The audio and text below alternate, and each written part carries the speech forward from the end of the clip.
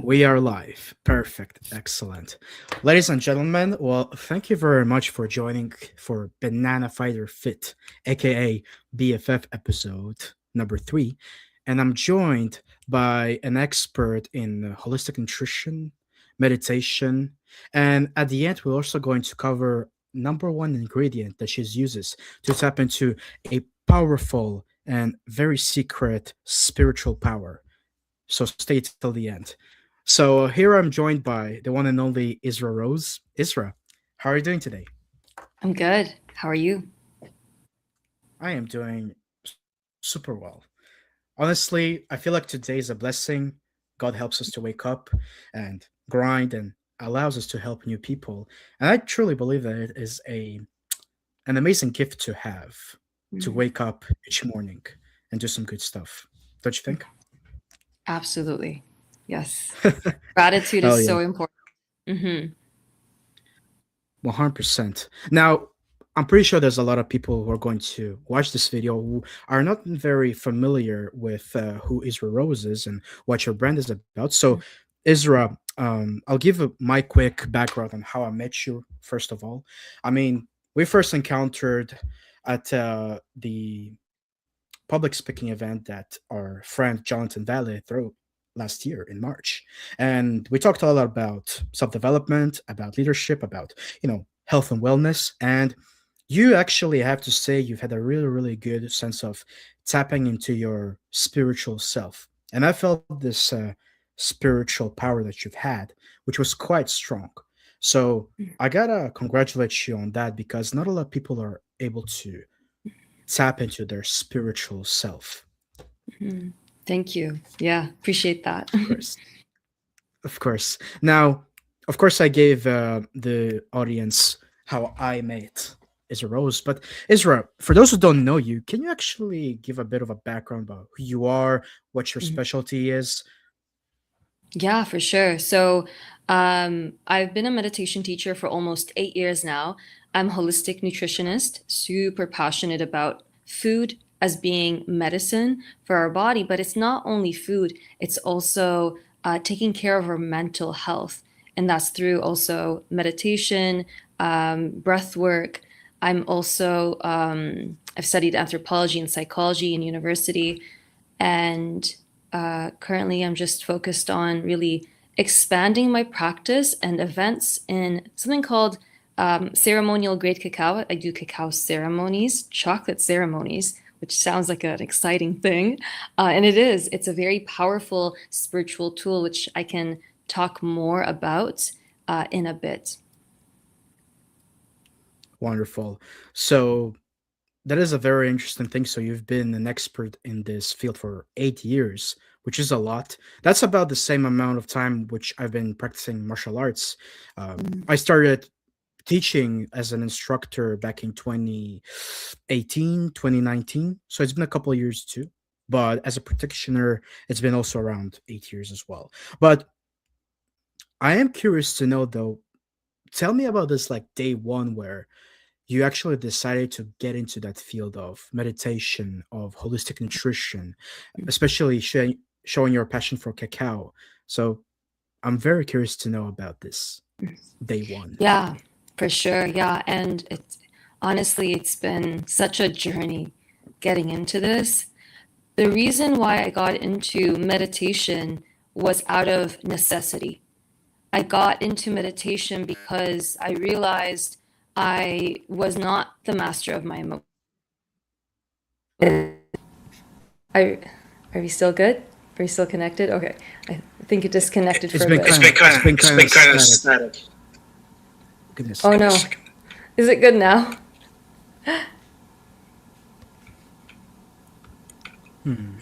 How about now? Is that better or no? 1 second. 1 second. Okay. Here, let me do something.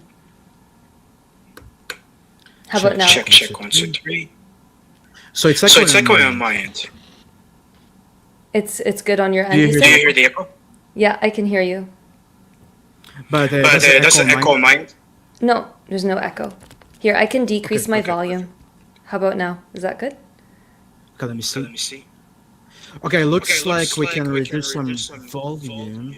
Let me mute you for a second just to see. Check, check, one, two, three. Okay, gotcha. So it's echoing from your end apparently. So you can hear me right now, correct? Yeah, okay. So basically, when I'll be speaking, I'll just mute you, and then when it's going to be time for you to speak, you can unmute yourself. Sounds good? Perfect. So I'll let you continue where you left off. Yeah, so I was saying that I got into meditation out of necessity. It was because I was not doing well emotionally. I was highly anxious and very depressed.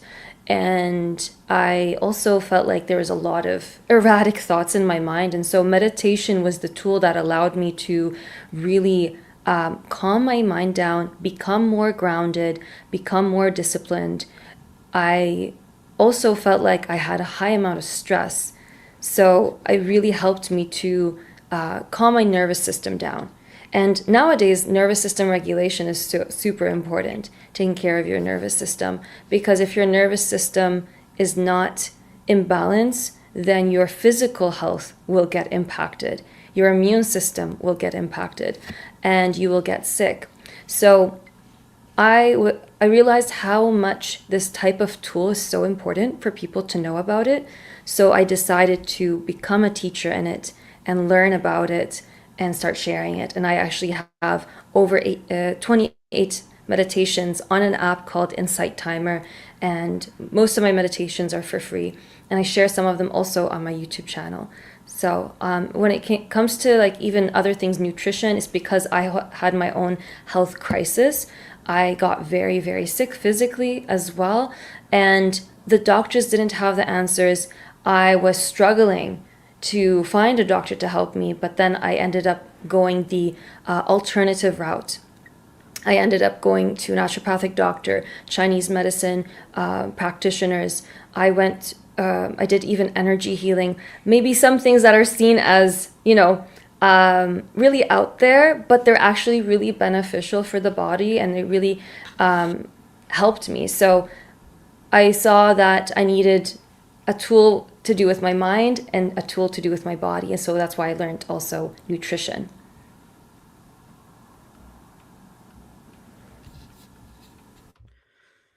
That is so interesting. And it just shows how the modern medicine, they will give you maybe a prescription which might suppress the symptoms temporarily, but it will not actually take care of, of the issue in itself permanently. So it just shows that the majority of the work that you have to do is yourself. You need to take care of your spiritual self. You need to take care of your nutrition, of your fitness. Because if you don't, down the line, it's going to get back to you tenfold and it's going to suck. And I'm talking about like, I've met a lot of people who came to me for advice, whether it's for fitness advice or self defense or confidence in some sense.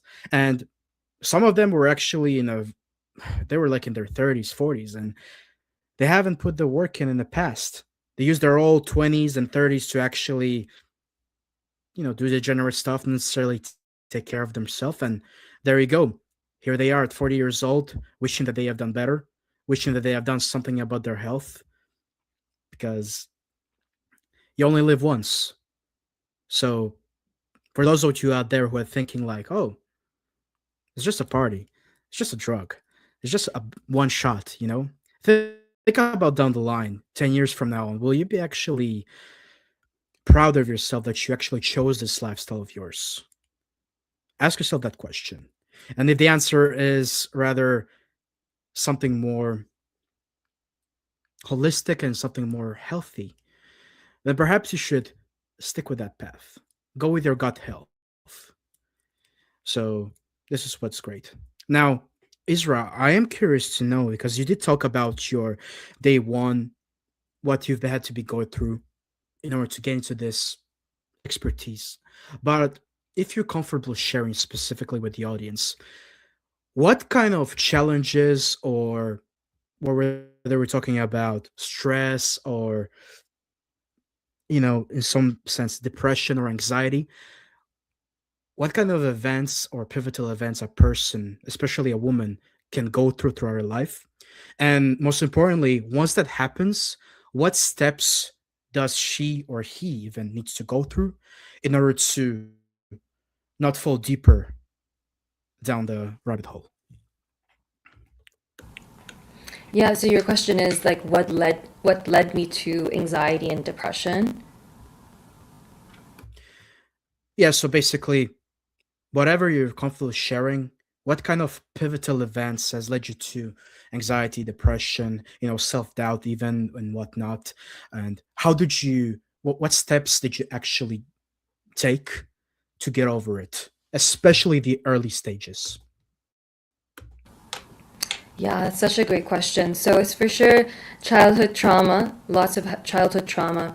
Um, Also, one thing I'll share, because it is quite the details around that kind of thing, so I won't share too much, but it's around also letting go of myself, letting go of my true identity, people pleasing in order to be accepted, in order to have a place to belong.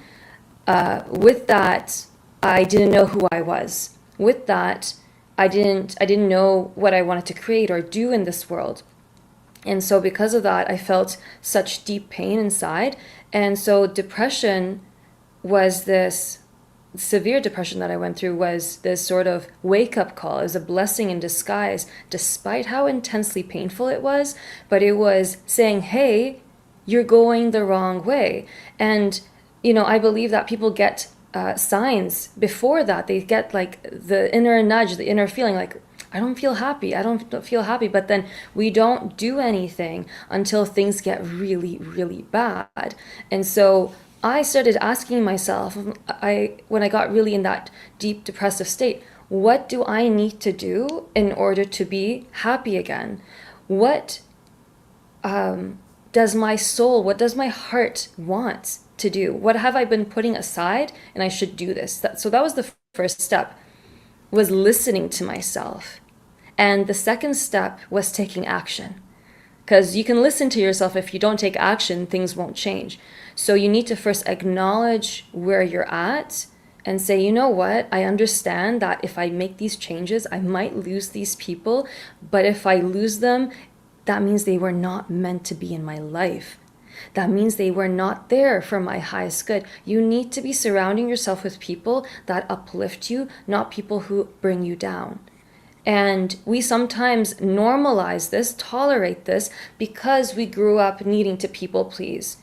We grew up in a maybe household where we needed that sort of protective mechanism to survive. But then when we grow up, we then realize we don't need to have this protective mechanism.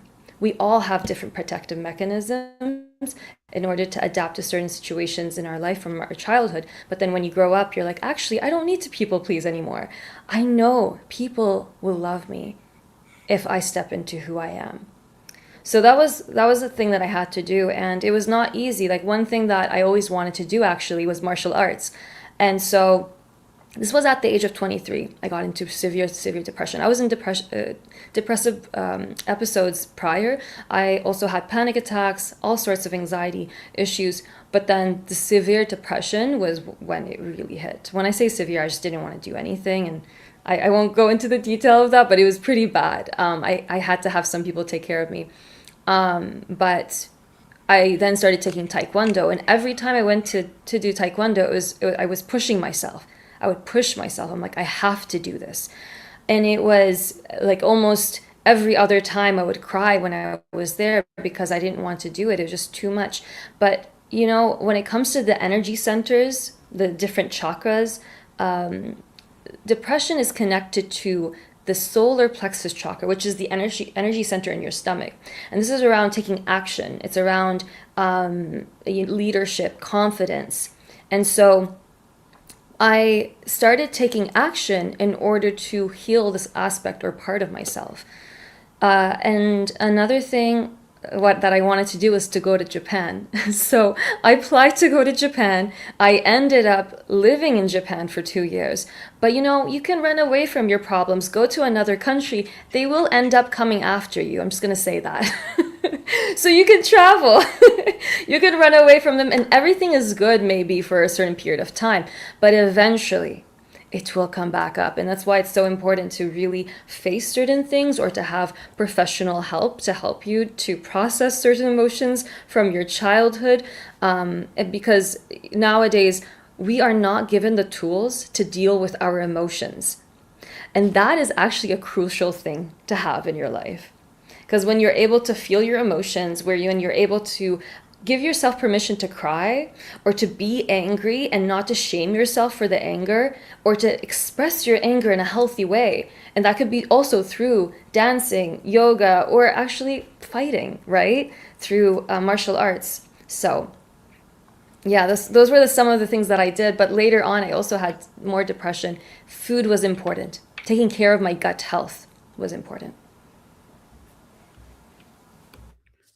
That's amazing, and I'm actually glad that you share those experiences because I'm pretty sure there's a person or two, or maybe three, or maybe more that it will strike close to home. Now, it's kind of interesting that you've also pointed out that you have went through multiple stages, including like practicing martial arts to see if that works, and then taking it to a next step, noticing that it is your body that also needs some really good care.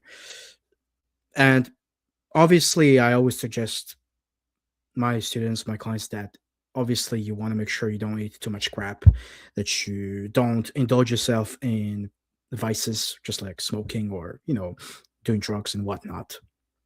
But it is kind of interesting what you pointed out that doing activities like martial arts or even dancing or music or art or meditation, those are the type of activities that will actually be able to, in some sense, activate your spiritual power and actually wake up a version of you that you have never actually experienced before.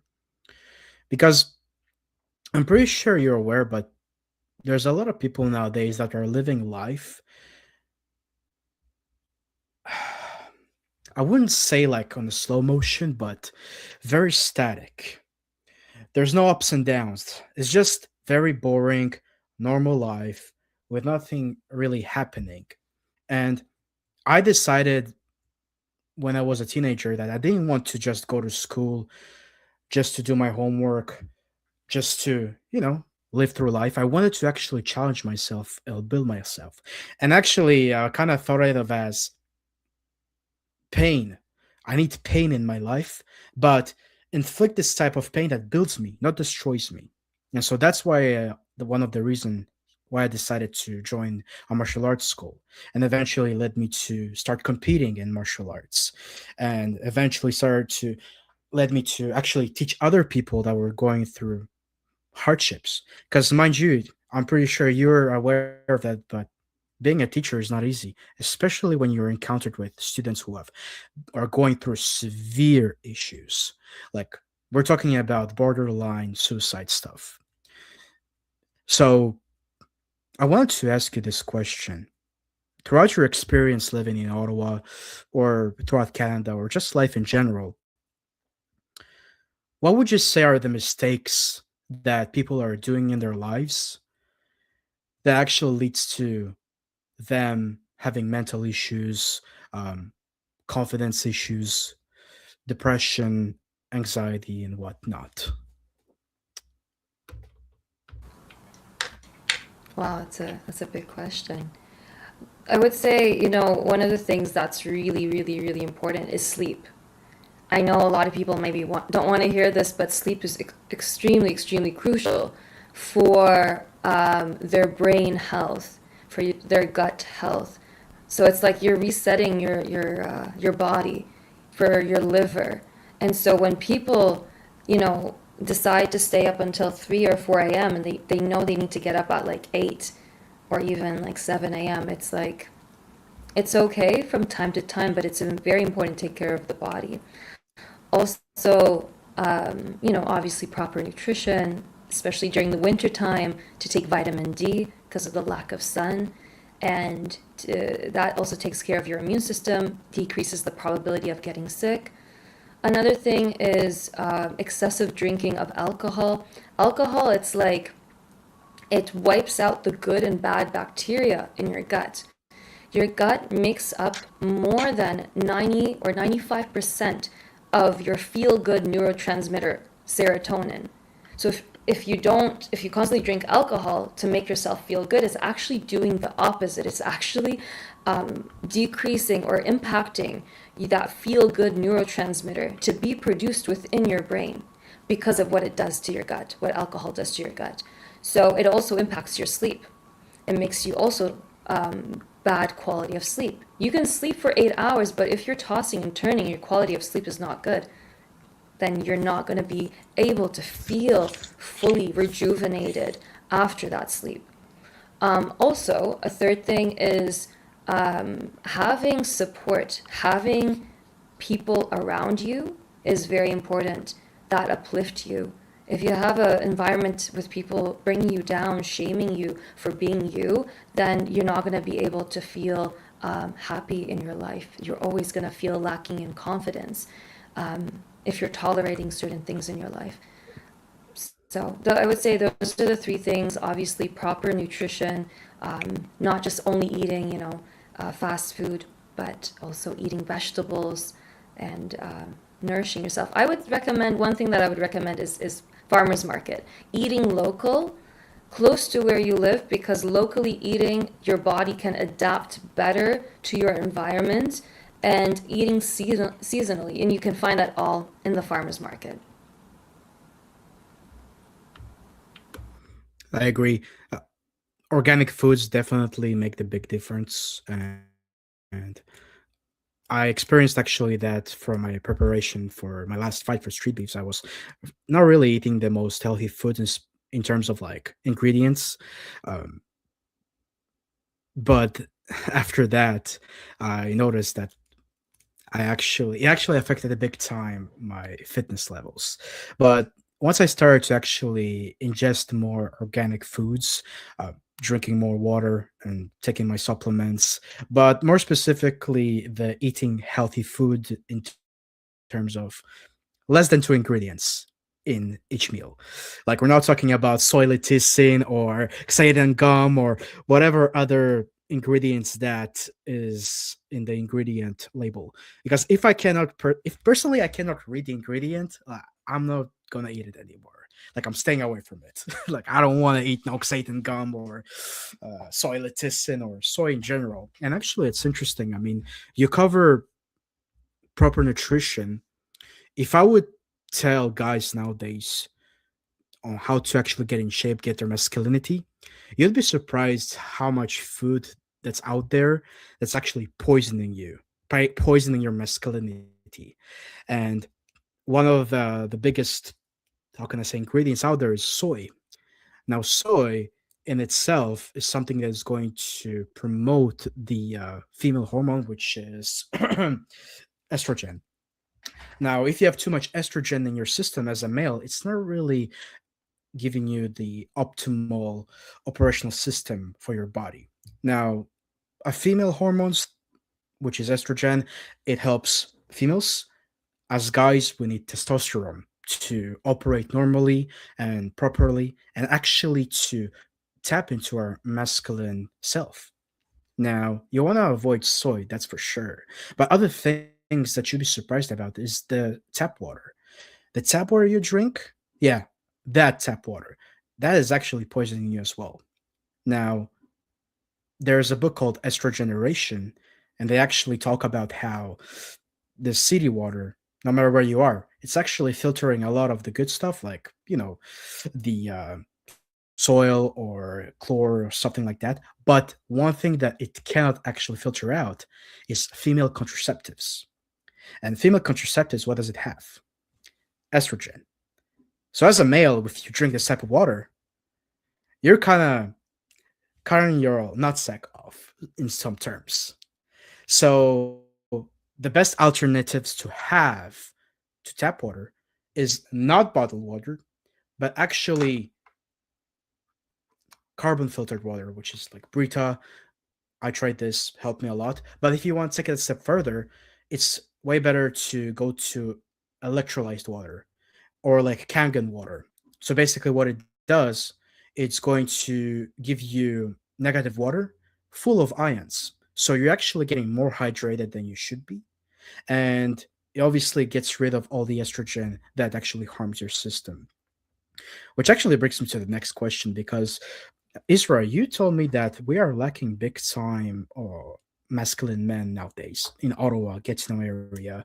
And I wanted to like get your insight on what are the factors that are making it such as we are having a big reduction in masculinity, proper masculinity in our area. I would say overall in North America or just in general all around the world, there's been this noticeable, I don't know about all around the world, but I think the studies are mostly in North America. There's been a reduction of testosterone levels, and that's because of, as you mentioned, tap water, the birth control pills, the presence of that. Also, the increase of the use of plastic. So, microplastics, they are an endocrine disruptor. So that means it disrupts hormones, and because of that, that can really disrupt production of testosterone. Um, Also, excessive estrogen for women, xenoestrogens, is not the best. That can also cause PMS issues. It can cause a lot of discomfort during a menstrual cycle for a woman, even depression during her luteal phase, the phase before she gets her period.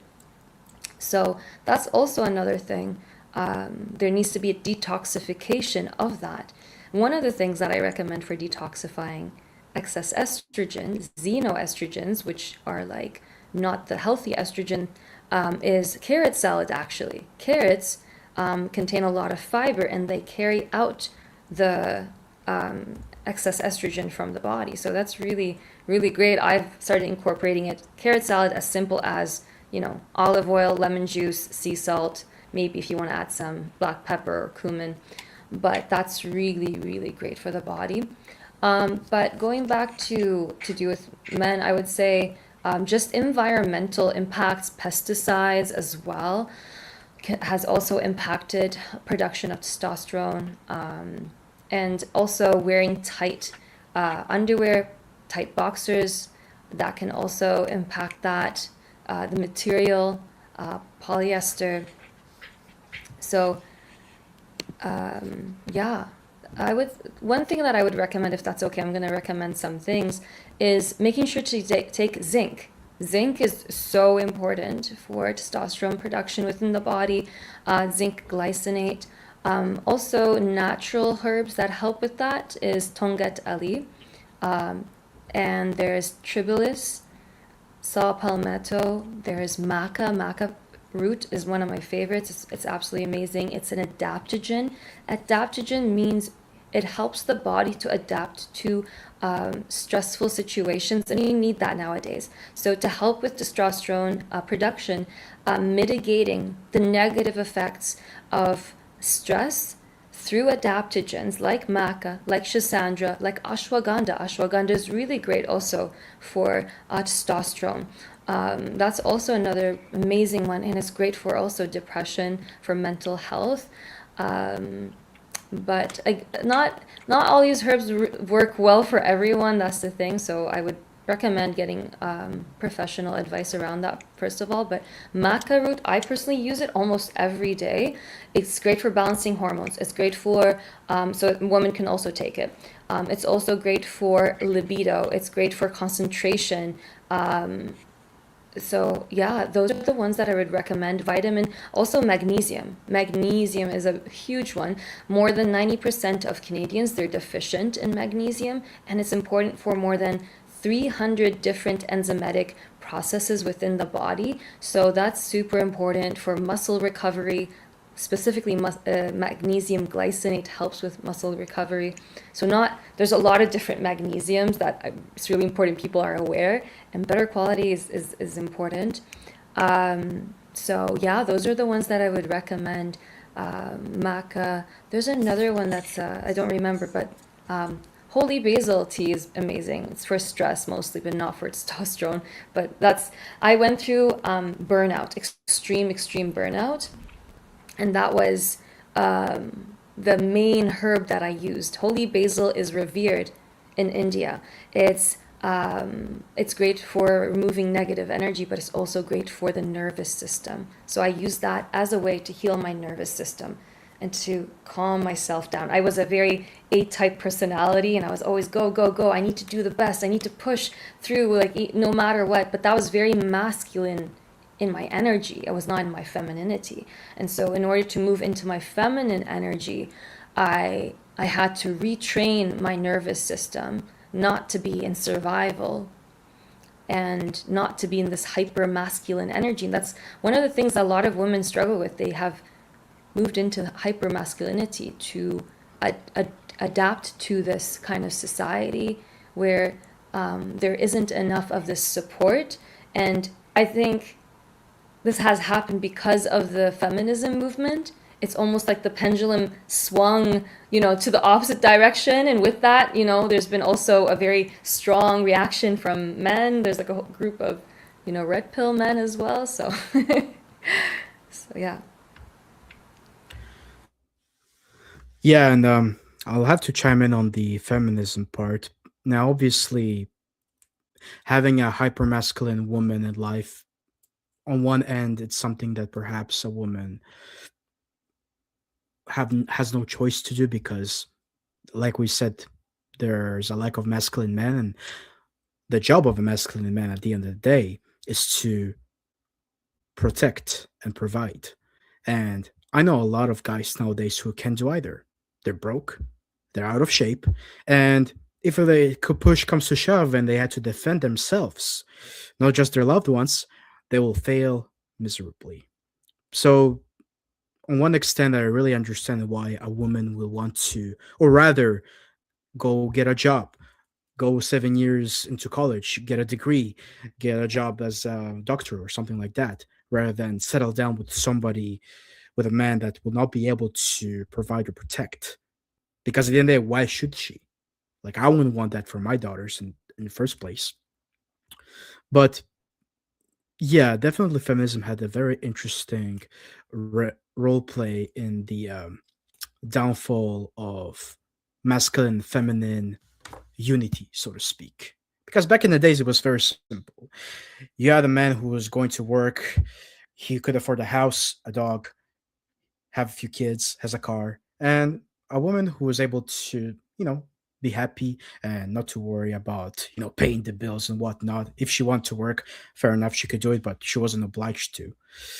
But as we said, nowadays we live in this world where the woman has more responsibility to herself, and they have this actual genuine desire for a masculine and dominant man that they can submit to.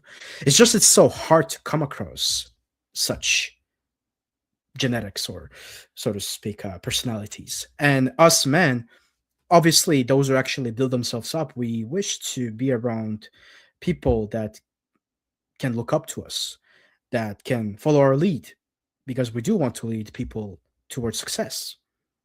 And we don't want people that are actually losing trust in us, because why should you have insubordinate people in your team that don't believe in your values, don't believe in your vision? You're better off being alone in that case. So the game has become much harder for both men and women to, unite. However, I do believe that there's still hope, as long as the woman does her job on maintaining her femininity, and the man does his job to actually work on himself, go through hardships, overcome the hardships, learn from them, and actually build himself up to a higher value than he ever was before, so that he could be the most complete version he could ever be, and the type of person that people will want to work with, want to live with, be surrounded by, or be with. Now, I have this question for you. Since we talked about dating and whatnot, we had a very interesting question from all of our viewers, and He wants to get some tips and insights into confidence talking to women and approaching women, especially when, let's say, you might not have the biggest package, so to speak. So, how I see us doing it, like, I would like you to chime in on that because I feel like females, they obviously, if they are turned off by a man, they will simply just back away from him and ghost him and whatnot. It's much easier. But it's very rare that a woman will actually sit down and explain what is actually making her attractive to a man and what's a turn off. So I would like you to basically chime in and give your insight, and after that, I can chime in as well. Sound good? Yeah. I would say there are different types of women, but I'll say this: self research, knowing who you are, is very important. Understanding your strengths, understanding your insecurities.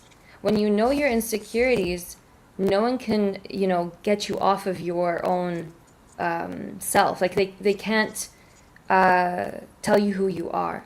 So when you know who you are, no one else can tell you who you are. And when a man is confident in himself and he knows what his ambitions are, where he's going, that's a very, very attractive thing. And confidence can be felt. Women can feel when a man is confident. When you have that needy energy, that's when a woman might push you away.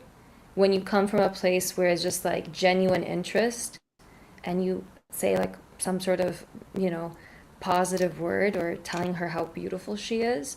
This is the thing, like sometimes men might say too much, too detailed, maybe too sexualized, and that's where it can be such a turnoff for a woman. But if they just say, "Hey, you're beautiful, and I'm just wondering if I can get your number," for example, or just having some sort of small talk can really make a difference. Playing games, having, pickup lines. There are pickup artists out there. I'm just like, for me, be authentic. That's the most attractive thing. When guys are overthinking it and they're like, oh, I need a pickup line, that's the culture of, dating apps. That's what that is. They need to do this because on dating apps, things have become very difficult, and it has created a lot of lack of confidence within men because of the rejection they've received maybe on dating apps. In person is how I would recommend it. In person is how to interact with women, because then face to face conversation, there won't be ghosting. That's how I think that's the best way to go about it. While dating apps, they're just the culture on there is just so uncomfortable, I would say. And yeah, I would say just know who you are, know your ambitions, focus on you, have a hobby, like again, martial arts, going to the gym, having like taking care of your physical body, eating properly, then a woman will be very attracted to that. Ambition is very important. That's amazing. And you're actually spitting facts here. And a lot of guys, when they ask me for dating advice or even just confidence overall, I generally look very deeply into their lives and see how much did they actually struggle.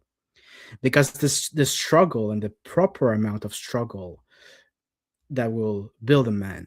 Now, like we covered before, martial arts. It's one of the best ways to build this confidence in yourself because you're literally facing somebody who's about to beat the shit out of you.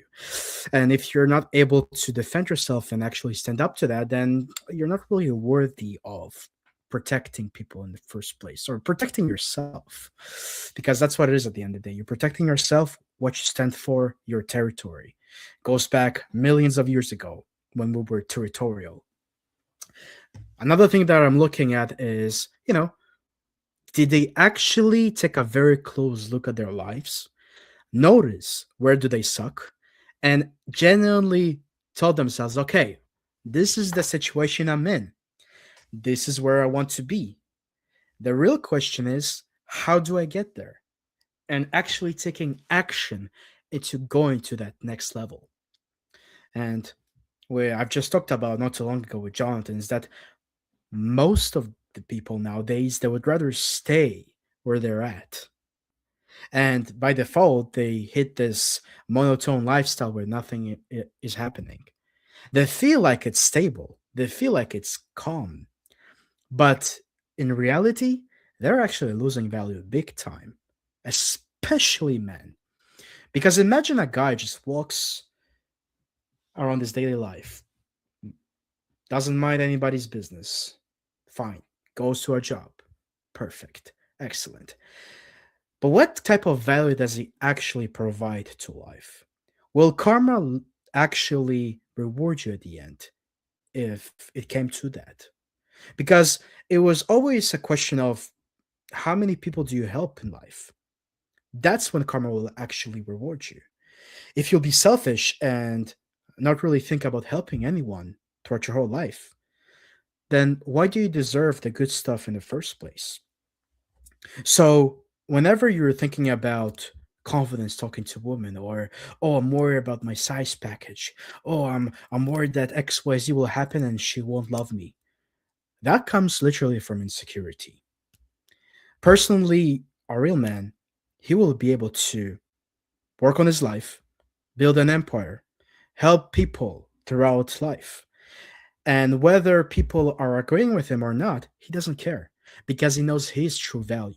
He knows that karma rewards him at the end. So he doesn't need anybody's approval, so to speak. And by default, by doing so, he will actually attract the right type of people in his life, including women. So that's the one of the best ways to actually attract the quality of people you want, including women. Instead of going out there and chasing and being needy, like Isra said, being too sexual and whatnot, you can simply be on your grind, be friendly, be a good person, help people, and people will notice and they'll be drawn to you. So you'll be surprised how the law of attraction will actually work. Yeah. Yeah, and pursuing, I find that sometimes guys are also pursuing not only one woman, multiple women, and that's fine, but also where's that coming from? Is it because they want to fill up a void within themselves? Or is it because they want a serious connection, a serious relationship? Is there honesty? There's also that huge thing of dishonesty happening where, guys are not saying that they have a partner, and that is creating chaos in their life and they don't know it. So it's very important to be honest with oneself, take accountability, and this is what's really lacking. Taking accountability, taking responsibility. That is what makes a man more of a man. And it's hard, I get it. But this is where the initiation of men into their true masculine energy can happen.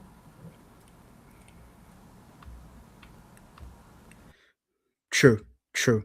And it actually reminded me of something is that not only I know a lot of guys and that are not actually putting in the effort to improve themselves, but I've encountered a lot of people who are actually suffering from addictions, and those addictions are actually preventing them from achieving the goals that they want because they always end up going back to those addictions. Which brings me to this question, which was asked by one of our viewers once again: how to curb addictions in preparation for a bigger goal. So, what do you have to say about that? How to curb addictions for a bigger goal? That's a good question. I don't know if I have enough information about that. Like, for example, I had, from my own experience, the addiction that I had, two different addictions. First of all, I was addicted to the gym in my early 20s. I would go to the gym quite often, not in a healthy way. Why? Because it was coming from a place where I was trying to fill up a void. I was running away from my emotions. I was numbing myself from feeling what I needed to feel. I also was addicted to thinking, overthinking. People don't, talk about this enough, but I was obsessed with worrying and thinking about things and going over and over and again in my mind about this. This is a form of addiction. And so the way I dealt with, for example, to do with working out, I didn't understand until something terrible happened, and then I was like, okay, I have to work on my emotions. So the way I dealt with it was directly needing to work on my emotions, and it was a major, major struggle because I was numb for a reason. I didn't want to feel my emotions, but when I started to feel my emotions, I was terrified, but when I went through the process of it, it liberated me. When I surrendered to controlling my emotions, and I started to trust more my body and life. And believe me, this took me years. This is not like something where I'm like, okay, I can trust life now. No, this is again dealing with trauma in the past and healing that trauma and rewiring my brain to realize what happened to me is not something that is occurring right now to me. That's like a form of post-traumatic stress disorder, PTSD. So I just had to rewire my brain where I'm like, I could trust again. And I use gratitude, focusing on the positives in my life, even if it can feel very difficult to find the positives. But when you genuinely choose something where you're like, wow, I'm so grateful. I have food, I have water, I have a home. Really being grateful for that and just saying them multiple times shifted my mind. That's how I dealt with addiction, where I broke out of it, just focusing on the positive, focusing on filling my time up and replacing it with the thing that makes me happy. For example, dancing. So ask yourself, what makes you happy? What brings you joy? And do that. That will help you with your addiction. For me, dancing is so, so important. That's what allows me to release my emotions and to just, be present in my body. The body is the subconscious mind. When you really move your body, you then can release the tension, the emotional, suppressed emotions that are there. Beautifully said. Very beautifully said. And it plays.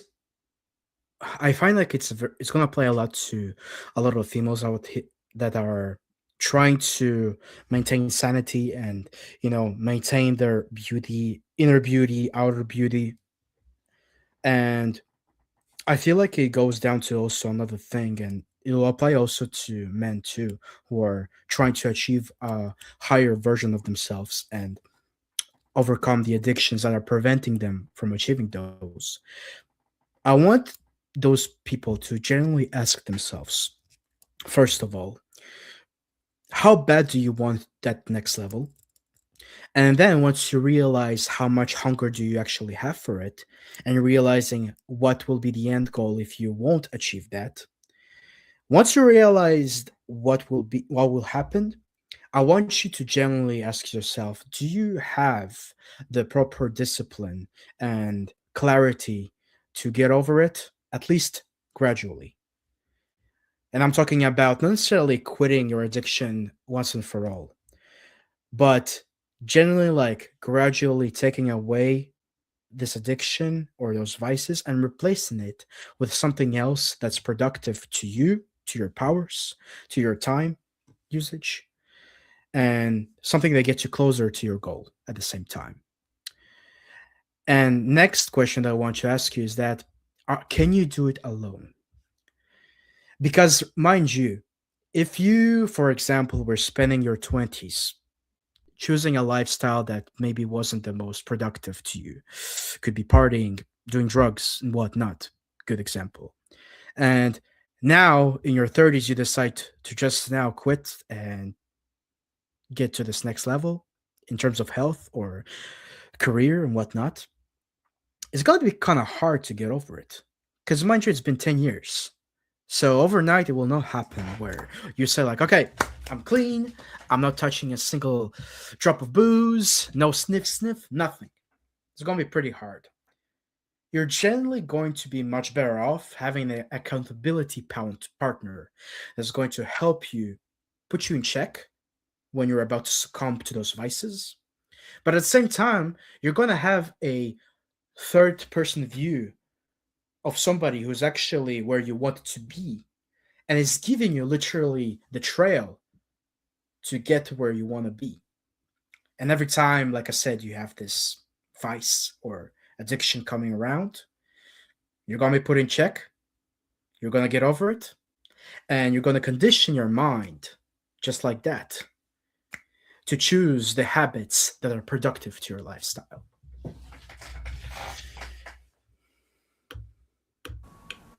100%. Yeah, having support is so important. Having someone to, take you accountable for your actions and just make sure to consistently let go of that addiction, and again replacing it with something else, being compassionate towards yourself, but at the same time pushing yourself and saying, you know what, there are many negatives around this.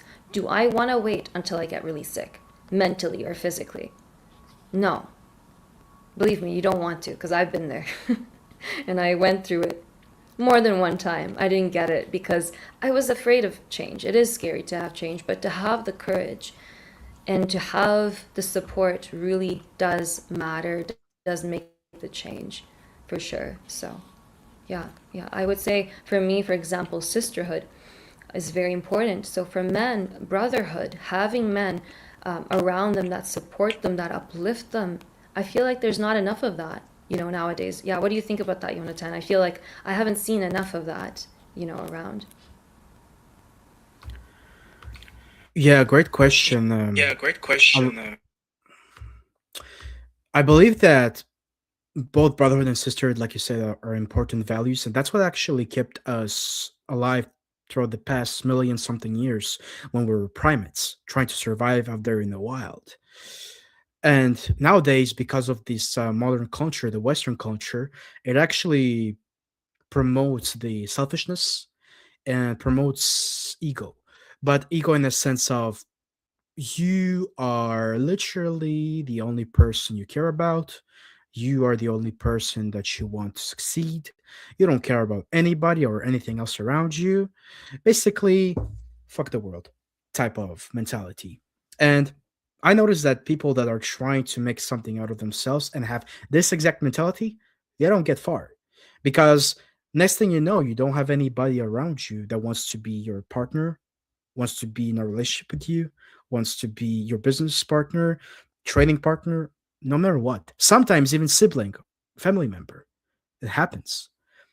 And what a brotherhood usually does, which is I find it amazing, is that you are surrounded by guys who are sometimes greater than you, have more experience than you, they've been through more than you did, so that you actually can look up to somebody who has what you want. And the only way that you can actually level up is by sticking with them and learning throughout the process of how did they achieve that. And so if you are becoming selfish and not actually, generally trying to connect with them, well, you won't get far. So our brotherhood, the proper one, is going to be, first of all, full of men that are taking care of themselves mentally, physically, financially, spiritually, in many, many aspects. They're building themselves, they're maintaining themselves, and they all have a vision. And so by sticking with those types of men in the community, it can be just five guys. It can be that simple. It can actually make a big difference in the community because they can make big things happen. As for women, if you are able to stick by women that are not trying to stab each other in the back and genuinely they care for each other and they're spiritually tuned with themselves, I feel like it's an amazing community to have as well. And when we connect those brotherhoods and sisterhoods together, now this is where the real magic happens. That is where societies grow, new projects are happening that are good for the communities, and just karma starts to notice that something is happening and it will start to shift its rewards towards those group of people. So I definitely feel like by default, people like you and I who are coaches teaching martial arts or teaching spirituality, nutrition, tapping into their spirituality, it's something amazing because you're actually creating broken people or incomplete and you build them towards something beautiful, like a sculpture, or even better, a garden. And people will always want to come visit a garden or look at a nice sculpture because there was work and effort put into it. They won't take it for granted.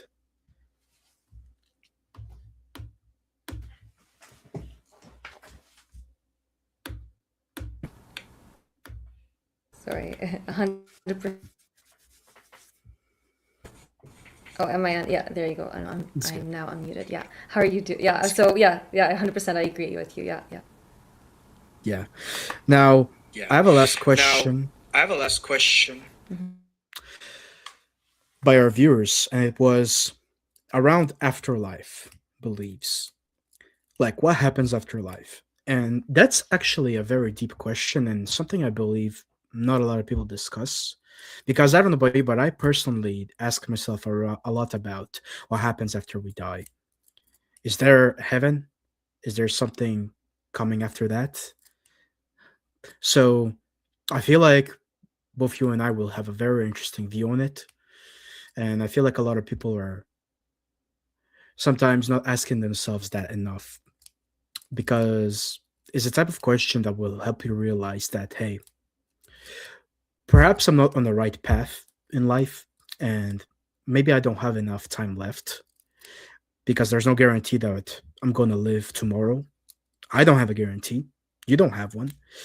As sad as it is, but in reality, you got to expect the fact that you can wake up any day, or you can wake up not at all sometimes. And it's kind of hard for me to talk about it right now, because I know guys that they gave up on life early in their lives instead of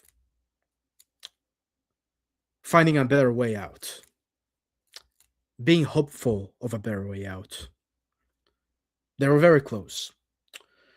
And when I look back at those people, as much as I want to have pity for them and whatnot, I used to at least, I kind of look at it as being irresponsible. Because, of course, on one hand, they did not have people around them that genuinely supported them. But ask yourself this: when you do that and you decide to quit early on, imagine all the people that you leave behind. Imagine all the potentials that you've had in life. Imagine all the projects, all the people that you could have helped, all the miracles that you could have created. But instead, you decided to be selfish and put an end to it. And so I remember my coach once told me, he learned it from his coach. I asked my coach, Coach, what do you think about afterlife? Is there heaven? And he told me this: heaven is now, hell is now. And to this day, I'm thinking about these words. And it reminds me that there is no guarantee that you'll end up in a happy place in the future after you die. There's no guarantee that there's going to be hell either. You don't know. Because I personally don't know anybody who died, got resurrected, and told me, hey, this is what happened after. I just don't have anybody in my life that told me about it. And so, as long as I am breathing, as long as I have power and blood running through my veins, I truly believe that I need to make the most out of this life, to leave a big imprint, a positive one, the one that will be talked about in the future, perhaps hundreds of years, if possible. And so that even if maybe there's nothing after that, at least I left a trail for people to walk on.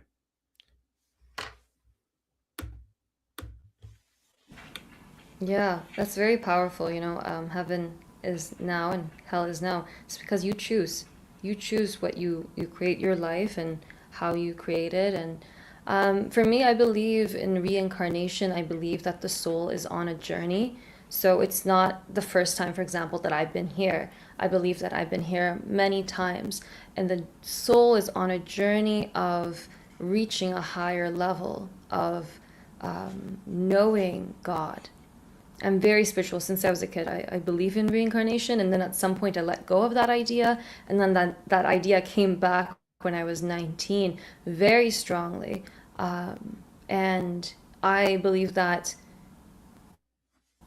there are certain lessons that we need to go through in order to expand our understanding of life. But also, for example, if a person dies and there's certain karma, there's certain things that happened, it's not fully completed. I believe the soul will come back in order to complete it, in order to realize the lesson and become a master. So I believe that every soul has the potential of becoming a master, becoming a teacher. And they become a teacher not through knowledge, but through wisdom. And you attain wisdom through experience, through things. And maybe in this lifetime, in a previous lifetime, I was someone who did some sort of crime, and then I come back in this lifetime where I might, be the receiving end of that crime, or sorry, like receiving end of that hurt in some ways. So it's perspective. That's how I see it. Receiving perspective. I don't have all the answers. They're just my beliefs currently, and they might change. But I truly believe in the soul being on a journey, and that there are certain lessons that need to be learned. And it's not only one lifetime. It's not enough to have one lifetime. It doesn't make sense whatsoever. And since I was a kid, I would think about these things. My family, they didn't believe in that. They don't believe in reincarnation. They just believe that you die and then you wait until the day of judgment. Then you are, given if you're a good person or a bad person. I don't believe in that. I believe that God, the universe, is so compassionate, and that we come back multiple times in order to learn certain things.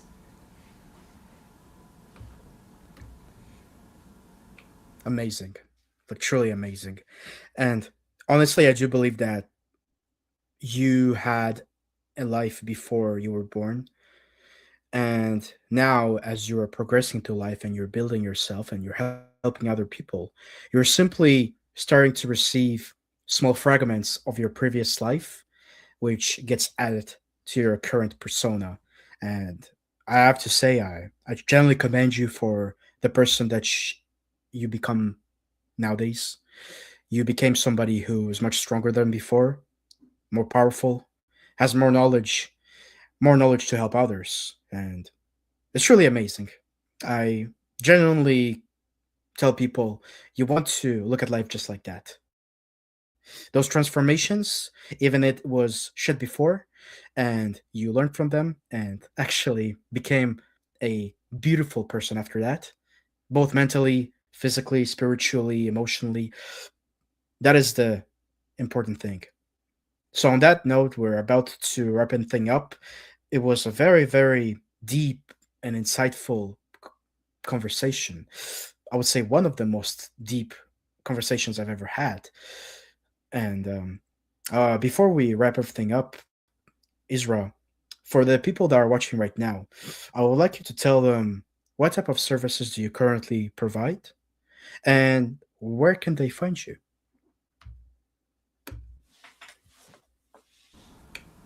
So people can find me on Instagram, Isra Rose 88. So ISRAA Rose ROSE 88. Also on Insight Timer. This is a meditation app.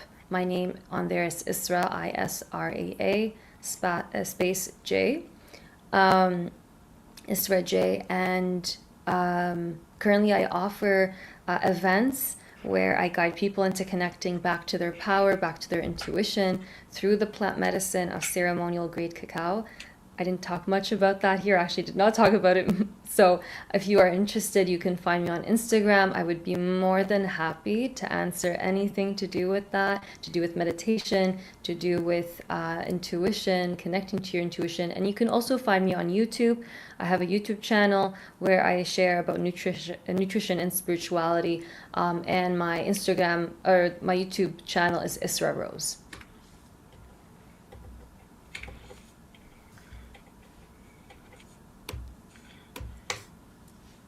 Amazing. So you guys heard it.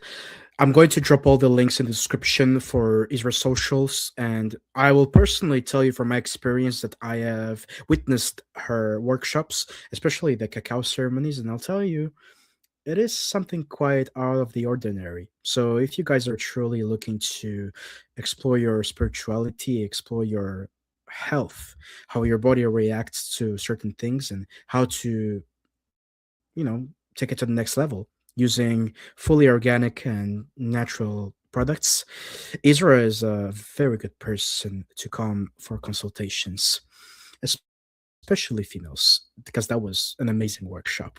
Now, for people who are watching, guys between the ages of 25 to 50 years old in North America who are living in stressful jobs like government work or entrepreneurs, small business owners, corporate. I'm offering 5 slots for 5 people who are looking to improve their masculinity, get into shape, learn how to defend themselves, and have an accountability coach that improves their mindset.